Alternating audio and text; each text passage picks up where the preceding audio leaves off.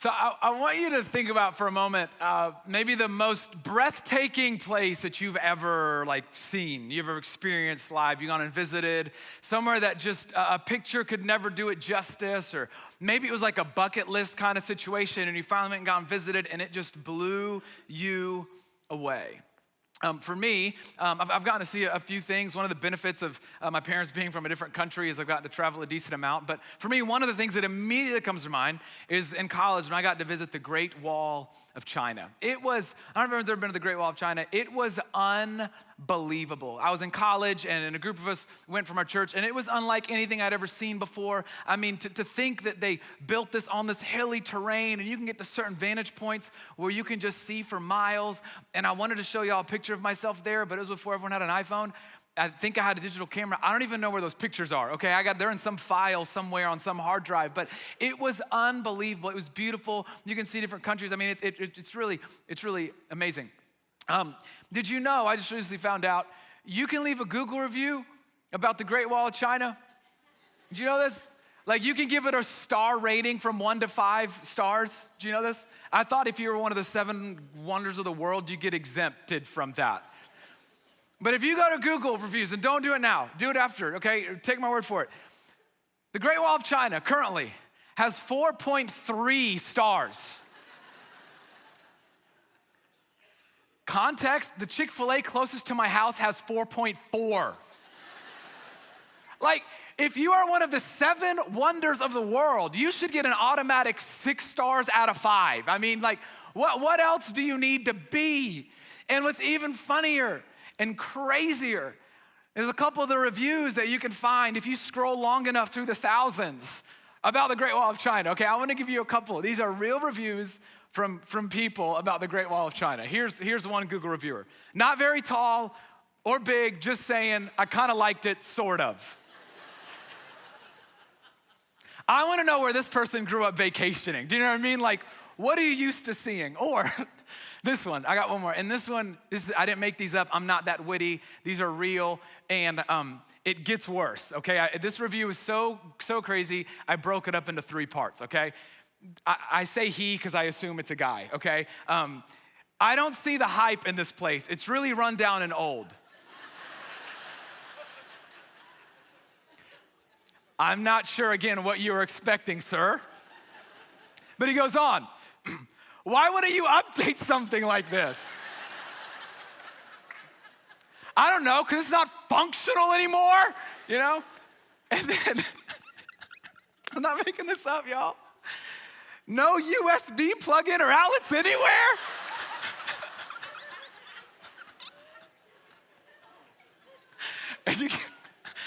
Are you kidding me?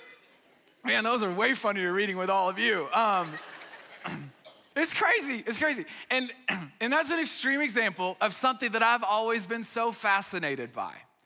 That there's actually research that shows, you probably heard this, that as humans, we are more likely to leave negative reviews about something than positive reviews about something. And there's actually brain science behind it. That our brains, we have stronger emotional reactions to negative experiences than we do positive experiences. That when something doesn't live up to our expectations or we see something that just isn't what we thought it would be, our brain actually has a stronger emotional reaction to the negative than the positive. The negative emotion lingers longer, which is why you're more easily satisfied and more likely to talk about it, share about it, or write about it, even on Google about the Great Wall of China.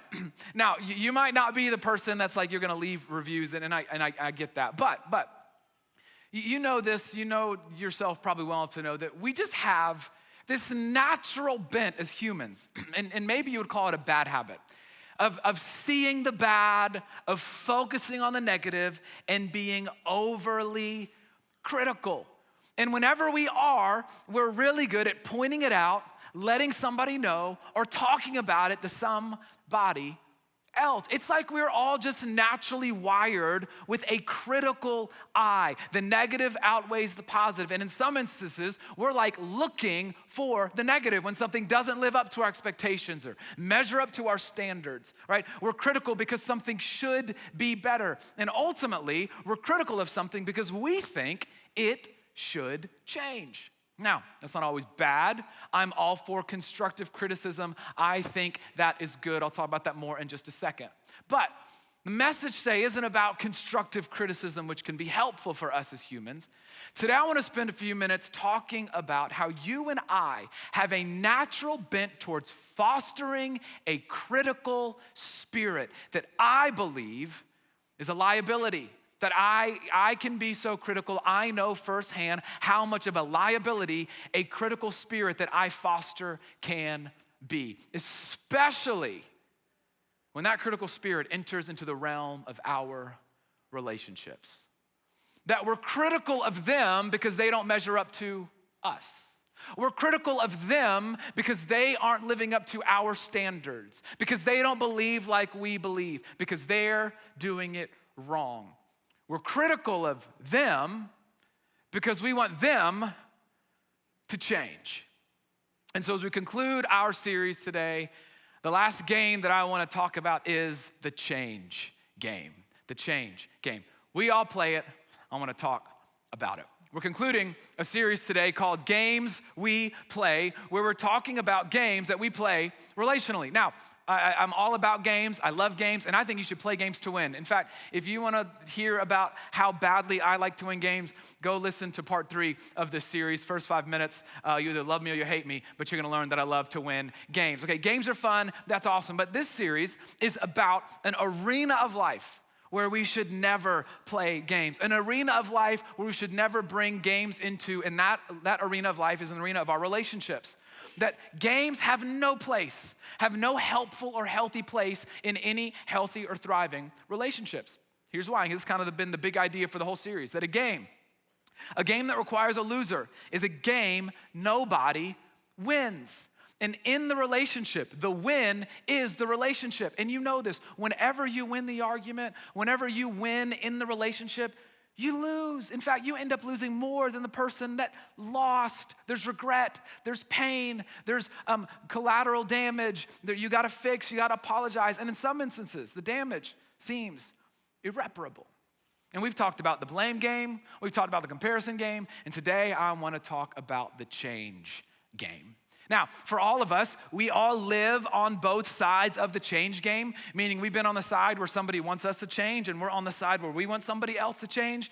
My wife can give you a laundry list of ways in which she wishes I would change, okay? Ranging from my follow through on a home project to how I chomp my popcorn, okay? It's pretty vast, and I'm working on it, okay? But we all are on different sides of the change game with different people, different relationships, with someone you're married to, with somebody that you're raising, with somebody that you work with somebody that you lead, with somebody you're roommates with, right? We've all heard, we've all said, we've all thought.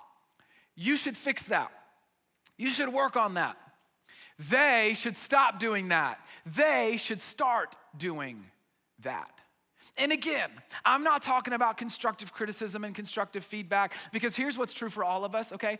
We all can think of ways in which we need to change. We all can think of ways in which we need to be better and healthier. And in fact, I'm gonna talk about this in just a minute. We need people to help us change and to see the ways in which we can be better. But the tension in this message today, and the tension around the change game, and the change game becomes so toxic, not because change might be required in you or in me, but specifically, the tension is when you and I foster a critical spirit that misses the heart of God towards people and hurts the relationship. It is far too easy for us. In fact, it is so easy for us that it should give us a moment for pause. It is so easy and far too easy for us to recognize and identify ways in which we think other people should be better. It's so easy, it comes so naturally, it should scare us a little bit. That is far too easy for us to identify things that people should start doing, stop doing, should have done, should do differently. And before you know it, you and I, this has come so natural to us, that we will foster and develop a critical spirit, don't miss this, that will turn into construction materials for a moral high ground that we stand on looking down at other people. And from that moral high ground, you are superior and I am superior. And from that moral high ground, the value of the other human made in the image of God is secondary to the issue that we think must change. And so we look down on people because we want them to change. They're not measuring up to our standard. They don't believe like we do. They don't live as we do. They don't vote like we do. They don't parent like we do.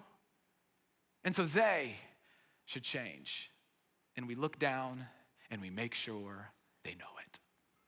And you know, if I could just be honest for a second, you know who the worst at this is? I'm gonna just step on our toes for a second. Christians. We can be so, and not you guys, right? Y'all are perfect. But come on, Christians can be so bad at this. Religious people can be so bad at this. In fact, we take our faith and we take our Christian beliefs and we use that to build up this moral high ground where we're looking down at other people. And what that does is it breeds self-righteousness, and it's why, again, not you, but it's why Christians can often be seen as mean or harsh or judgmental. In fact, you might be in the room today and it's a miracle that you're at one of our churches or tuning in because you've had that experience with another Christian. And the sad thing is we build up these moral high grounds in the name of Jesus, who never came to look down at other people, but he came down in order to win people. The change isn't the issue. The spirit with which we bring to the other person is the issue. And Jesus spoke directly to this. But in his most famous sermon that we have recorded, the Sermon on the Mount, and it's in Matthew 5, 6, and 7. In Matthew chapter 7, he speaks to this directly. In fact, Jesus dealt with it specifically. Okay, whether you're a person of faith or not, you've wrestled with the tension of the change game. But Jesus, he dealt with religious people that played the change game in a toxic way, that carried a critical spirit and looked down on those that didn't get it right. And so in Matthew chapter 7, starting in verse 1, Jesus, part of this sermon, so he looks at all the people listening and he says, do not judge. Do not judge. Now, this verse tends to be very often misunderstood, okay? If you've been a Christian long enough, you've told someone, don't judge me, okay? We've done that, we've been there. What Jesus is and isn't saying here is really, really important. Here's what he's not saying with this word. This is a very specific word. He's not saying that we should never talk about what's right or what's wrong. He's not saying that we should never speak the truth in love. He's not saying that we should never have space for conversations to help other people, or that we should never invite conversations where we can be helped about what's beneficial, what's helpful, what's hurtful, and what's not. This word judge is not about what's right or what's wrong.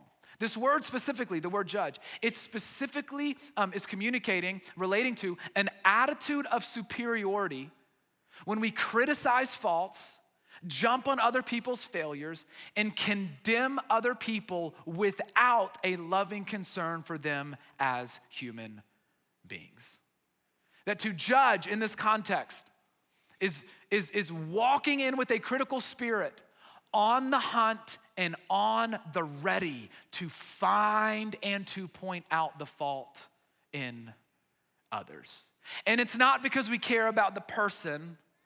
It's because the issue has become primary, and from our vantage point on that moral high ground, the humanity of another person is now secondary. And this word judge, it's in the present tense, and the idea means don't make it a practice of, something that we are so good at making a habit of. Don't make it a habit of carrying a critical spirit where you are so quick and so harsh and so mean as you point out and jump on the faults of other people.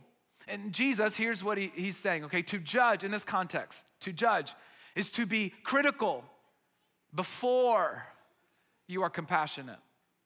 To care about the issue first before you think that there's a human on the other side of it. To judge in this context is to be legalistic rather than loving. To adhere to a law to such a degree, to adhere to theology that you actually lower the value of the human on the other side of you.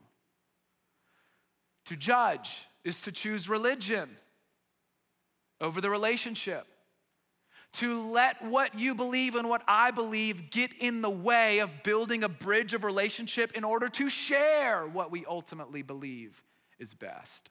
And if I could just maybe sum it all up, and this might sound extreme, but just this is what Jesus is saying. This is not me, okay? To judge is to leverage the Christian faith as a weapon against people rather than a bridge to people. That it should not be the thing that gets in the way of us. It's the thing that should create a bridge of love and grace to other people. And what Jesus combats, you read the Gospels, you'll see this over and over and over again. What Jesus combats left and right in the Gospels are Pharisees, these religious leaders, the religious elitists that lived up in their ivory towers, judging with a critical spirit how nobody else measured up to them. And with the Pharisees, if we could learn anything from this, is so important. It no longer became about the law of God. It became about their own egos. That they were measuring people up to themselves more than they were the law of God, and they thought they were doing it perfectly. And there was no real concern for the lives of other people or for their hearts or for their faith. And that's the tension of the change game. And Jesus says, no, do not judge. Again, it's not about what's right or wrong, and the issue isn't the change. Don't bring that spirit into this conversation. And he says, I love this, he says, do not judge, or you too will be judged. Now this word judged here, it's interesting. The verb form it's called a divine passive verb form, which means it's used when it's talking about a divine being. And so the idea here is not just that you will be judged by other people. We'll talk about that in the next verse. But what Jesus is saying, hey, don't judge with a critical spirit, or guess what? God will judge you the same way. James, the very brother of Jesus, he writes in his letter later on at the end of the New Testament, judgment without mercy will be shown to anyone who has not been merciful. The Pharisees judged without mercy. And come on, Christians, and this is me too, okay? My critical spirit, I've got to bring that to Jesus on the daily. Christians, we think we're doing God's work, but when we're judging without mercy, we are missing his heart. This should freak us out. This just shows how big of a deal the mistreatment of God's people who are made in his image, regardless of the issue, is to God. Then Jesus goes on, he says in verse 2, for in the same way, and now he moves away from the divine passive form of the verb, and it's a general term for judge. For in the same way that you judge others, you will be judged. And with the same measure you use, it will be measured to you. Whether it's God or people, I think it's probably a combination of both. How you judge others, you'll be judged by the same standard. How you judge others, you'll be judged by the same measure. So let me just ask you a question. How do you want to be judged? When, not if. When, all of us. When the time comes for somebody to call us out or to call me out. When the time comes for somebody to hold you or me accountable, to challenge us, right? To tell us how we can be different or ways in which we are doing it wrong, ways in which we can be better followers of Jesus. When the time comes for that moment to happen, and it is necessary, how do you want that conversation to go? Do you want that feedback laced with a judgmental attitude where they're up here, you're looking up and you feel less than? Or do you want it to be brought to you in love, mercifully? Do you want that person coming to you because they care about the issue or because they care about you and that's why they care about the issue? Do you want that person coming in yelling from the ivory tower or in humility? I don't know about you, but I tell you how I want to be judged. I want that person to come to me in love, mercifully because they care about me. And just a few verses later, as Jesus ends this section, I'm gonna jump ahead for just a second, maybe kind of like his big summary, bottom line of this whole sermon. He says it in verse 12. We're gonna jump down 10 verses, kind of concluding this section. He says, so in everything, do to others what you would have them do to you. For this sums up the law in the prophets, right? The golden rule, in context, kind of bringing it all together. Judge unto others as you wish to judge unto you. In other words, I want you to judge others the way that you would want them to judge you. Bring issues and things to others in a way that you would want it to be done to you. With grace, with love, caring about you. And then Jesus, he uses this imagery to just show us how toxic this is, okay? If you've grown up in church, you've heard this. He goes on in verse 3, right? Sermon could have been done right there, but he says this in verse 3. Why do you look at the speck of sawdust in your brother's eye and pay no attention to the plank in your own eye? A speck is a small piece of wood or chaff, sawdust. A plank. It is a large piece of building material. Okay, this is not your standard 2x4 in the Greek. This is like a load-bearing beam used to structurally support a house. We did our best Chip and Joanna Gaines impression a number of years ago, and we renovated our first floor. We took down 4 different walls. They brought in 7 or 8 big LVL beams with the columns to structurally support our house. Jesus saying, why do you focus on the speck in someone else's eye when you've got a construction grade LVL beam sticking out of your eye? And Jesus here is using rabbinic hyperbole to drive home his point. Why do you focus on the flaw in somebody else, conveniently ignoring, not even noticing or being aware of the plank in your own eye? And the point of Jesus here is not degree of sin. He's not saying the speck is less of a sin than the plank and the plank is a bigger sin. It's not about the degree of sin. The hyperbole is meant to communicate this, that our tendency to fail to see our shortcoming as we judge other people is a bigger deal to God than the speck that we see in somebody else's eye. And do you know how we do this? You just be honest, you don't have to just raise your hand, but come on, we do this. It's because we feel like the speck is in our eye and the plank is in their eye. Theirs is the bigger issue. Theirs is the problem. Yeah, I might have but mine's the speck. I mean, it's just bothering me, but they can't even walk. Jesus asked a rhetorical question, but come on, that's why. And then he goes on, he says, well, come on. He says, how? How can you say to your brother, let me take care of that small little speck in your eye, when all the time there is a plank in your own eye? It's actually kind of comical, because the answer is, you can't. How can I be so critical and so condemning and so mean and so abrasive and so reckless with my words, so harsh with what I say, with what I comment, with the fault and shortcomings of somebody else, and I've done no work or have no concern for the plank or the shortcoming or the sin in my life? And then Jesus, he says a word that we hate. Don't get mad at me. I didn't say it. Jesus did. I'm just the messenger.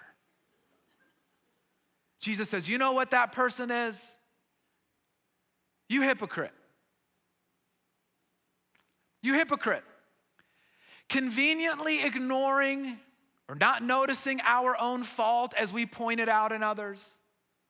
Holding other people to a moral standard that we don't even fully adhere to ourselves. Judging other people with a critical spirit, but expecting a gracious spirit if somebody came to us. Jesus says, you hypocrite. And there's kind of two things here that kind of come together that make this so toxic. It's our ignorance and our arrogance. Our ignorance of our own shortcomings and our arrogance that we think we have full knowledge of somebody else's. So, Sammer, you said it was good to help people to change. Does that mean that we should never hold anybody accountable Does that mean that we should never speak the truth in love? Does that mean we should never try to help somebody? Does that mean I have to be perfect before I try to help somebody? No. In fact, look at what Jesus says next. This is so brilliant. Jesus, he was such a brilliant teacher. Look what he says next. He says, you hypocrite. First, there's an order to things. First, take the plank out of your own eye, and then you will be able to see clearly, to remove the speck from your brother's eye. Jesus isn't saying that we should never help our brother or sister or our neighbor with the speck. He's saying that first, take care of the plank in your own eye, which starts with having a full awareness that it is even there to begin with. This is so helpful. We need people in our lives to help us and to correct us and to grow us and to challenge us and to hold us accountable. But Jesus is saying, before you enter into that category, into that territory, make sure you have full awareness of your own shortcomings, okay? 2 images here to kind of drive this home, okay? Here's what Jesus is saying. That we are really, really good at holding up the magnifier. The magnifier is what we use to judge and to evaluate others. And we love holding this thing up, okay? These come with LED lights now. I mean, you can see everything with these things. You can read a book from a mile away. Jesus is saying we should spend a little bit more time walking around with a mirror. This is what we are to use to judge and to evaluate ourselves. And the order matters. The time you spend with each of these matters because it will change your and my motivation with which we approach somebody and the spirit with which we approach somebody whenever there is something that someone needs to change. And we love to hold up the magnifier, don't we? Come on, we love this thing. It feels powerful, right? Sherlock Holmes, Jesus and Sherlock Holmes meet. Like, this is us.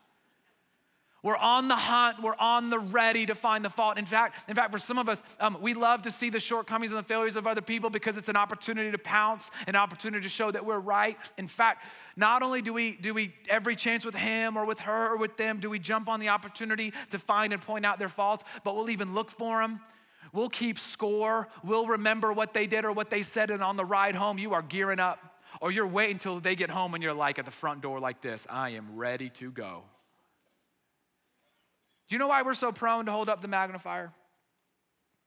I think there's 3 reasons why we're, probably more, but here's 3 that I could come up with, why we're so prone to hold up the magnifier. 1, as we've mentioned, because we have an elevated view of ourselves. We just think our religious belief can so often, if you're a Christian, make us believe we're better than, or just, come on, it's just a pretty natural human instinct, something broken in us, to make us think we're just better than somebody else when they are not doing it in our eyes the way that they should be doing it. An elevated view of self. If I could just be frank for just a moment, do you know another reason why we are sometimes prone to hold up the magnifier? Because we have a secret or unconfessed sin that nobody knows about. If I were just being, and I'm not saying this for everybody, but sometimes a judgmental, condemning, or shaming, or angry, or harsh spirit that we show towards another and their faults sometimes is a sign that we have some secret or unconfessed sin in our own life. And oftentimes, it's the same thing we are the most harsh about in somebody else. And so in an attempt to deflect our personal guilt and hypocrisy, we focus on it in somebody else. And lastly, we're prone to hold up the magnifier because of misunderstanding the very heart of God. That Jesus did not come into this world to get anybody. Jesus came into this world to give his life as a ransom for many, to win people to his way, to win people to the love of the Father, to win people to a better way following him. And the longer that you and I hold up the magnifying glass, the more judgmental we become, the more legalistic we become. The longer we hold up the magnifier, I'm just telling you, your capacity and my capacity for compassion shrinks. And the longer we hold up the magnifier, our motivations will be so out of line with the heart of God and the way of Jesus that we will actually do more harm to the kingdom and the relationship than good. And come on, this is hard. But the longer we hold up the magnifier, we'll start to believe that we're the ones that change anybody in the first place. It's like we're the God in somebody's life. And forget that He's just asked us to be a vessel of truth. We're not the one that does it anyway. So Jesus says, first, put this down for a moment and pick up the mirror. Pick up the mirror. The only way to stop playing the toxic change game is to pick up the mirror. And I'm just telling you, the longer you hold up the mirror, the more aware we become of our sin and our faults and our shortcomings. And you know what that will do? It will begin to soften our hearts towards others. It will lead you and I to have way more grace and way more compassion. Not necessarily less truth, but a lot more grace in it. That your empathy will grow the longer that you look in the mirror. The longer you look in the mirror, the faster that moral high ground that we've constructed begins to crumble. The longer we look in the mirror, the more time we are willing to take to earn the right to be heard, rather than assume everybody wants to hear us. And the longer we hold up the mirror, we will begin to foster an attitude that says, I love you enough to want to help you and tell you what's not right. And tomorrow, I'm gonna need you to help and correct me as well.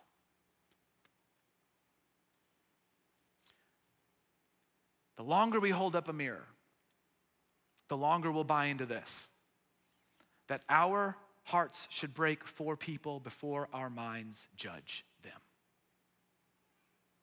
And you only get there when you spend more time with the mirror. So what does it look like practically other than walking around with a mirror like this? What does it look like practically to hold up a mirror? 3 things. I want you to write these down. The first, honest self-examination.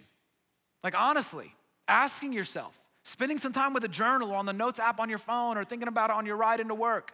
How can I grow? Where can I grow? Like what plank am I ignoring? Is there anything that I have not come to grips with?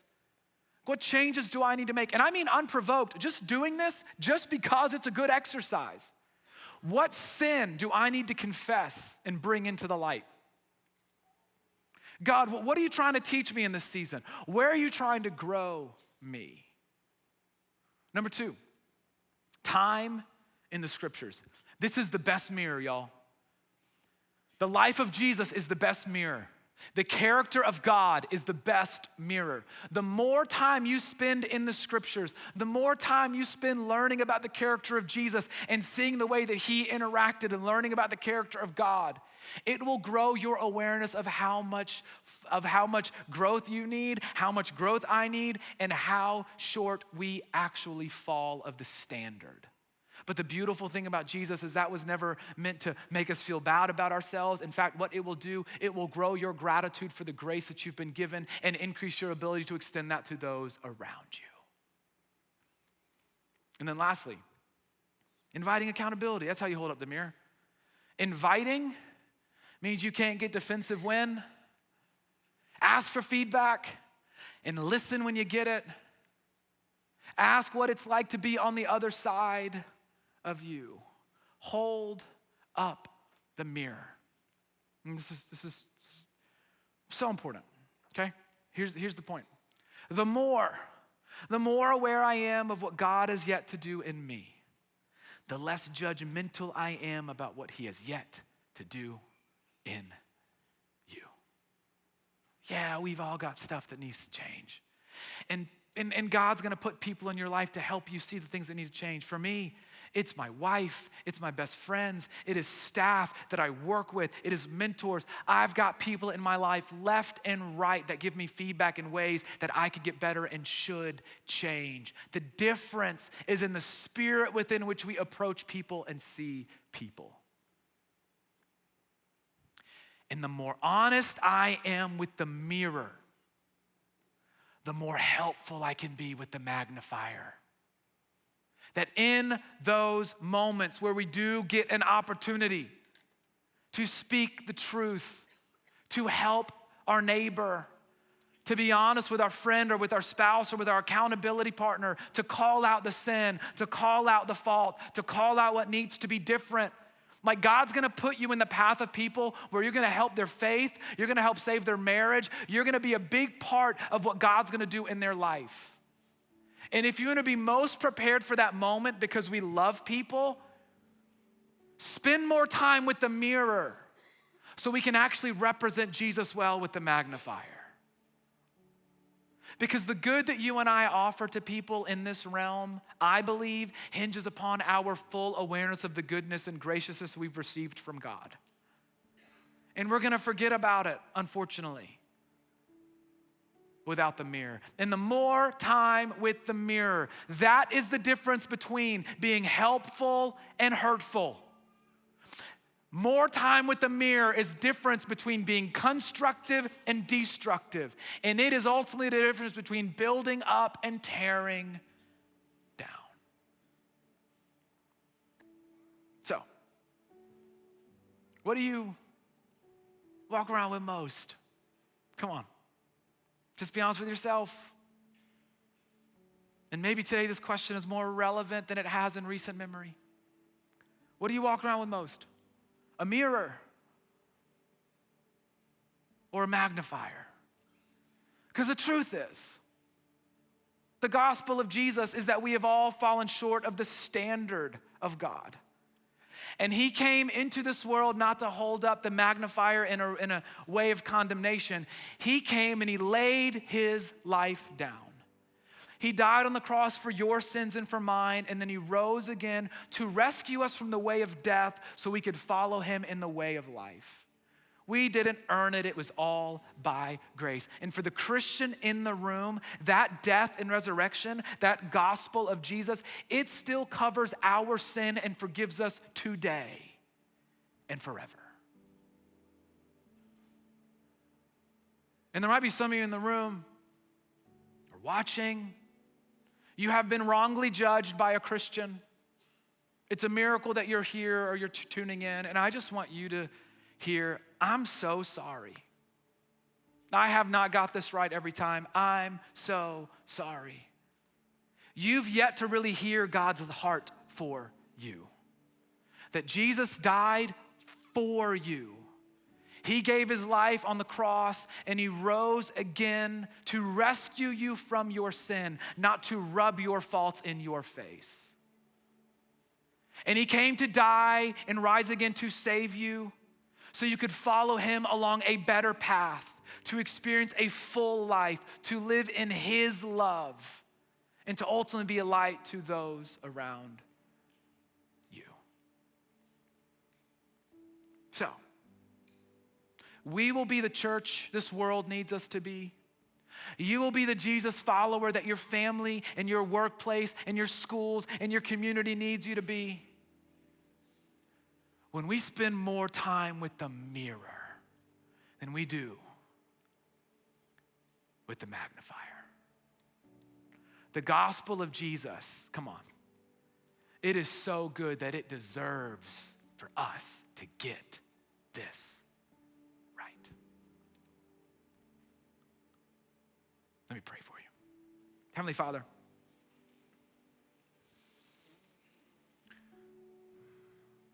would you just, for a few moments, would you give us clarity and an awareness of how much we have fallen short of your standard?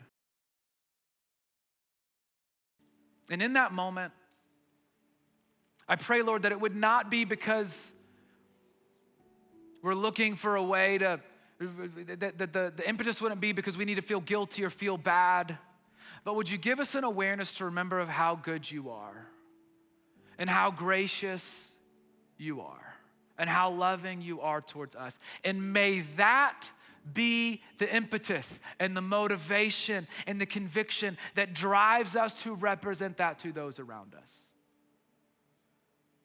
May this moment right here be a moment for all of us to decide we're gonna change things, but first in us.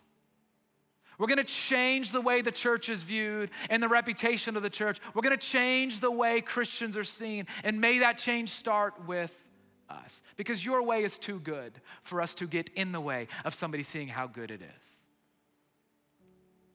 So help us see clearly today. Help us love well, and give us opportunity to show people how good the way of Jesus really is. But may it start with us.